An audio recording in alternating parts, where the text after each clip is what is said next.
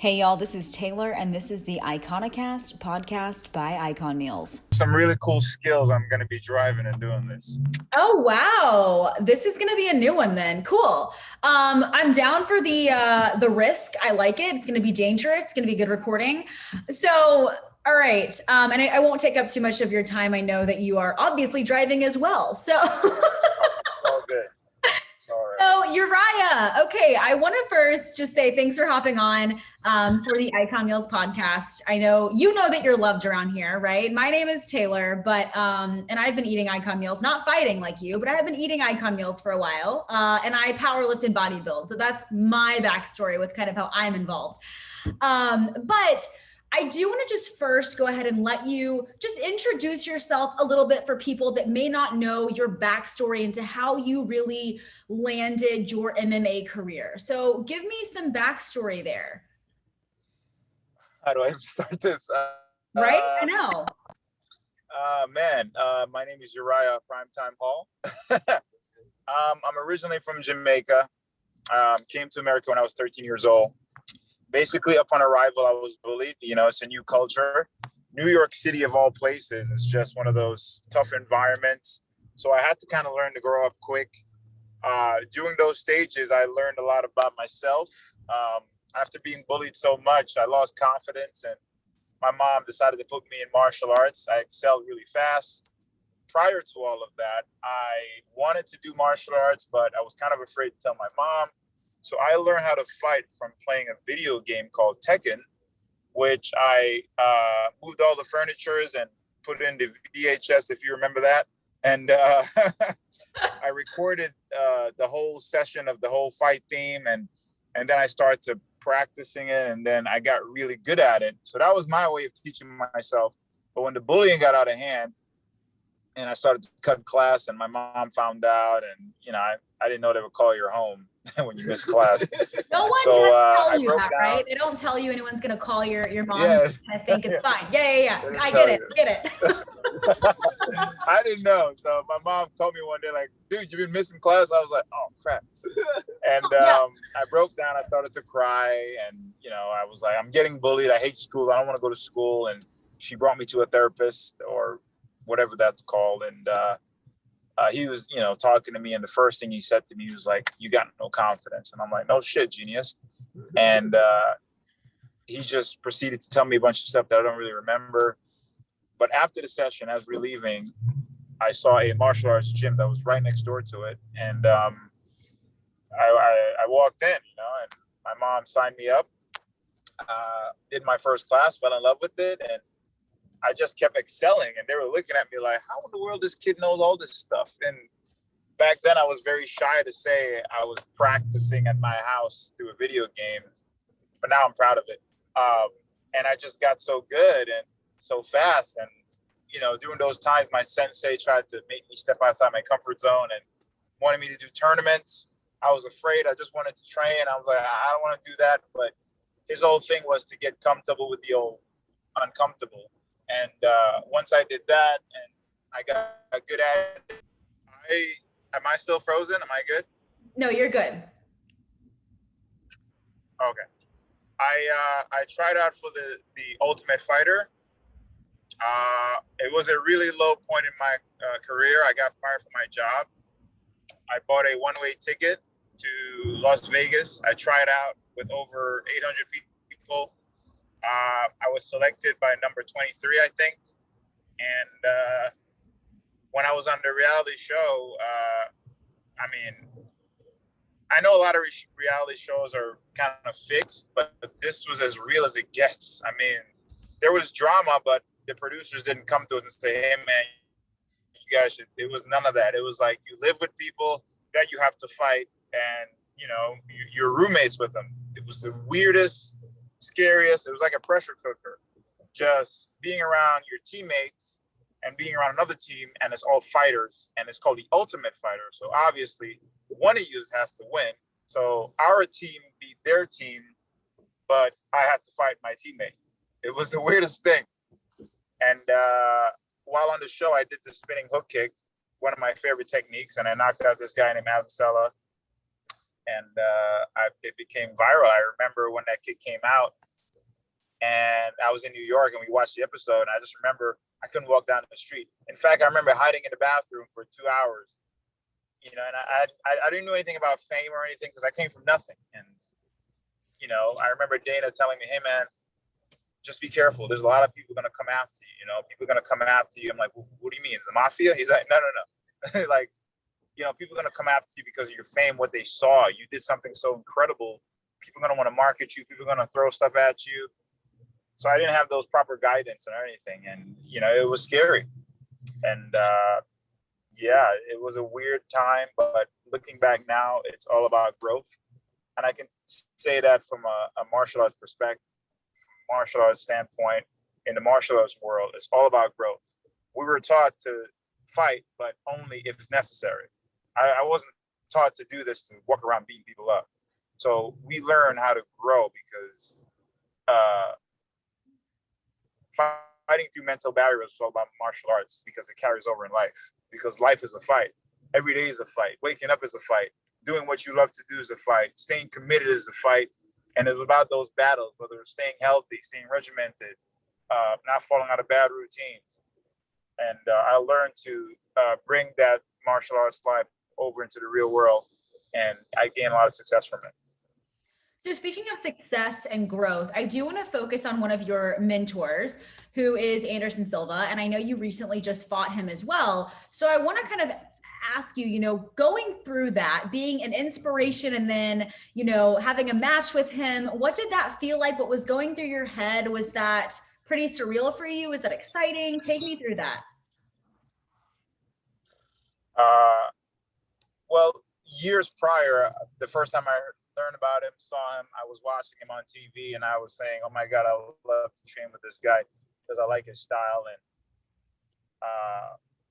you know, the first time we were supposed to fight, which I didn't want to fight him the first time, I actually asked for another fighter named Michael Bisping because at the time I wanted to beat him up. And the matchmaker said, I don't think Bisping wants to fight you, but Anderson Silva will be a great fight. And I was like, I don't want Anderson Silva. And he's like, it's a great opportunity, man. And I was like, and this was a drunk text because I was in a bar in Queens. And I said, you know, I want to fight Michael Bisping, you know? And my buddy's like, yeah, you should do it. You should text him right now. And I was like, yeah. And this was like 1 a.m. You know, I'm drunk. So I texted and my text made sense. I just said I wanted to fight this guy. And then they text me back saying, yeah, but you should fight this guy. And I was like, what? And then literally the next day, Dana White, the boss, called me. He was like, hey, I want you to fight Anderson Silva. And I was like, oh, crap. So, you know, I was kind of lured into it. And we took the fight. I flew to Curitiba, Brazil, went through everything. It ended up not happening because he had a gallbladder surgery, I think.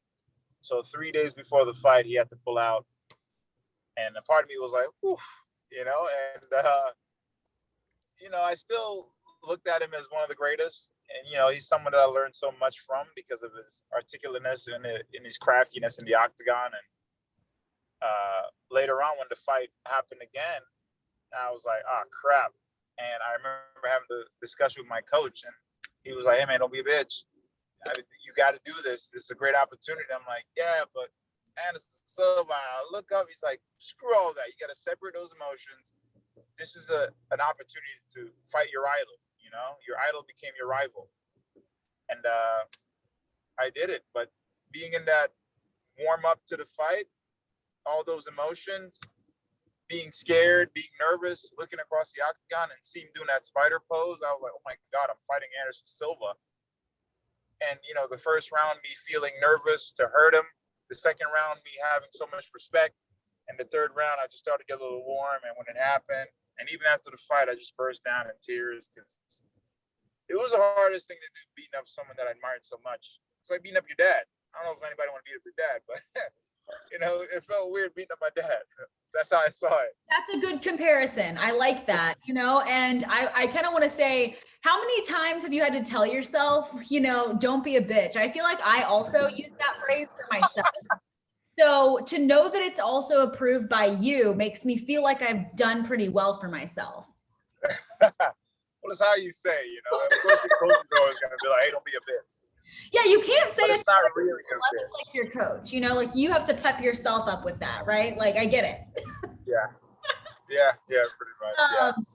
So let me ask you this. Obviously, I think everybody knows success is not an overnight thing, right? We know that. But when somebody listens to this and is aspiring to get to your level or to have your strategy, mindset, what is like one really good nugget you could share maybe to your former self or to those out there, maybe a piece of advice you would love to give yourself when you were younger?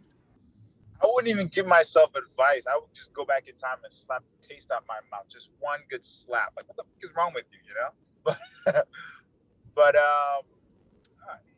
you know what? I'm exactly where I need to be. I look at it this way.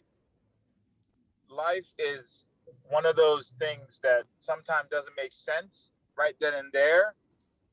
But later on, I think Steve Jobs said it the best. You look back and all the dots kind of connected.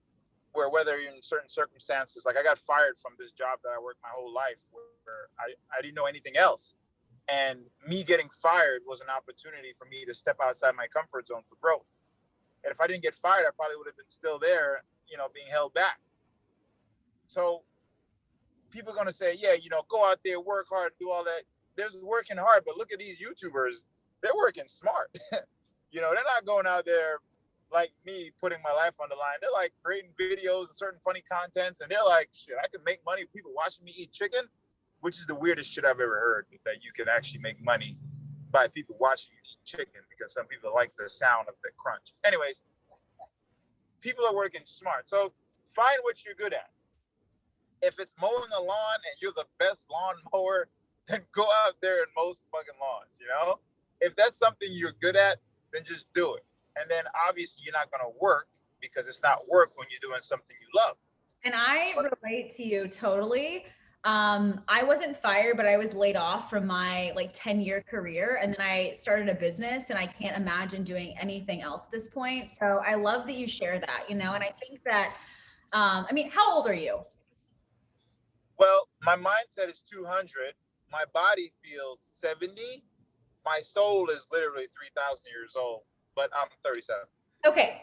So I also connect with you on a lot of levels there. Good. That's good. So I'm 28, but I will say, I think that people that are, you know, in their 30s, late 20s, we're kind of the first generation to really say F it to society's roles of like, you went to college, you got this degree, you have to do this. So I really love that that is what you said and not some cheesy BS about like keep fighting, you know, and I'm glad because that makes me really happy that you said that. Yeah. Do what you're good at. Like that's amazing. So know that. I love the real and rawness. I think you and I could have like a nice coffee chat at some point. Like I'm feeling like we vibe on this chat. So I love that. Yeah, I'm all about being real. Right. Yeah. Oh yeah. So because the world's always trying to change you. I mean, I only have me at the end of the day. That's it. Exactly. So obviously I have to kind of pick your brain a little bit about some ICONiMeals and I want to see how long you've been eating them. So let me ask you, how many years have you been consuming ICONiMeals? And it's such a crazy story, first of all. Greg was the guy that introduced me to it because Mike Scatia, who's literally across from the gym, his fitness facility, Extreme Studios, I go there a lot. So he had meals one time and, you know, I wanted a quick meal.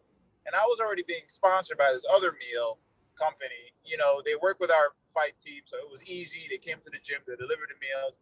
But some of the meals I wasn't really too fond of because it spoiled too quick. And I was like, what the heck, man? I got to put this in my fridge and it was spoiled already. Anyways, I remember crossing the street to get some quick meals and the big guy was there. And we had a conversation and he was like, oh, you've been sponsored? I'm like, yeah, you know, I have this meal prep thing going on. And he was like, what meal prep company? This meal prep company called blah, blah, blah. And he was like, oh, yeah, what do they do?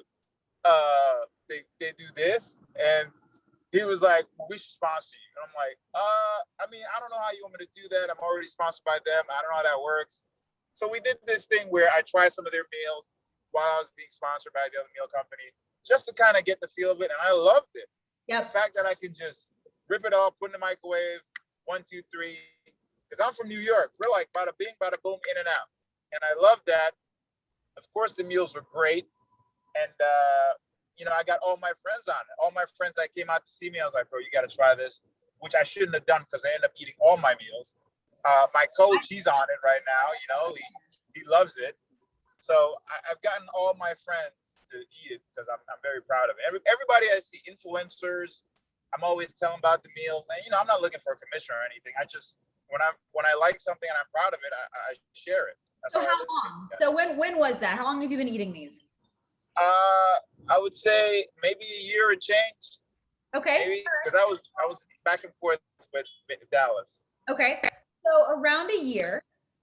I want to know, obviously you've already kind of told me how amazing ICONiMeals are, but I want to know, like, what are your go-to staple meals? Like your top 3? My top 3 is the salmon and the yellow rice. I don't know what type of rice that is, but the salmon, the yellow rice. Saffron rice? Yeah. Yeah. With the beans, that is like, it's so easy. It's so quick. You can have it anytime. It's the right amount of portion. It's not too much, and the protein portion is perfect. And that rice is it just makes you want more. I love the breakfast with the, man, I'm terrible at this. The pancakes with the sausage and eggs. It reminds me a little bit of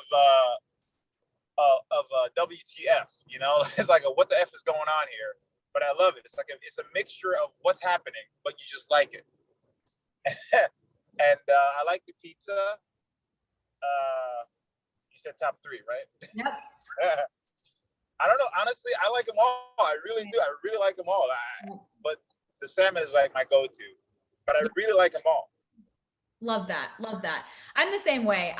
The reason I was asking you about how long you've been eating them is because, so I'm from the Dallas area. I've been consuming these for probably like 6 years at this point, and I've loved watching how the company has evolved and grown. And I keep telling them that they need to bring back this cheesecake that they made so many years ago. What? See? You make cheesecake? I love cheesecake. Listen, Uriah, you have not lived until you've had this, okay? And like they had this birthday cake cheesecake with this like sauce, and I don't know how the macros were like mind blowing. So anyway, I'm glad you're on board with me protesting for that to come back. I love that. Damn right I will. Hell yeah. Well, the thing is, my coach, he measures my macros and macros. So Yep. most of the time I'm eating very clean. So when I get the chance to cheat, those meals. Yep, I know. I'm a big fan of the custom. I do a lot of the custom meals. Awesome. Okay, cool. So is there anything else you'd like to share before we hop off and I let you get back to your dangerous driving, or what? Honestly, this is the safest I've ever driven. I mean, my little brother's in the car with my coach and they're not like holding on to the whole shit bar or anything. You know, I've been doing 10 and 2. I'm looking when I'm making turns. I'm in the slow lane. And I'm driving a fast car. Okay. If there's anything I can say, meals are worth it. You said the meals are worth it. The final word was on the ICONiMeals. Good. That's fine too. The meals are worth it. So no, honestly, be yourself. Whatever the hell that may be. If it's weird, and what the fuck is weird? Weird is just different. And for people who say weird is a weird thing, then they're fucking weird. It's okay to be weird because weird is different. Weird is a change. And people don't like that. Hell that may be. Don't be an asshole. But if you want to be an asshole, then be an asshole. Because at least we know you're an asshole. But be yourself. Because everyone is taken, right? Yes. And people just try to mask themselves. So be yourself. Put it on a t-shirt. Yeah, put it on a t-shirt. I love that. All right. Cool. Well, Uriah, thank you. Yourself. Be real. Be real. Yes, be real. Okay, man. Well, thanks so much for hanging out with me. And we'll talk to you soon. Thank you. Bye. Sorry about the dangerous drive and all that stuff. Yes, thank you. Fine. We'll talk to you later, man.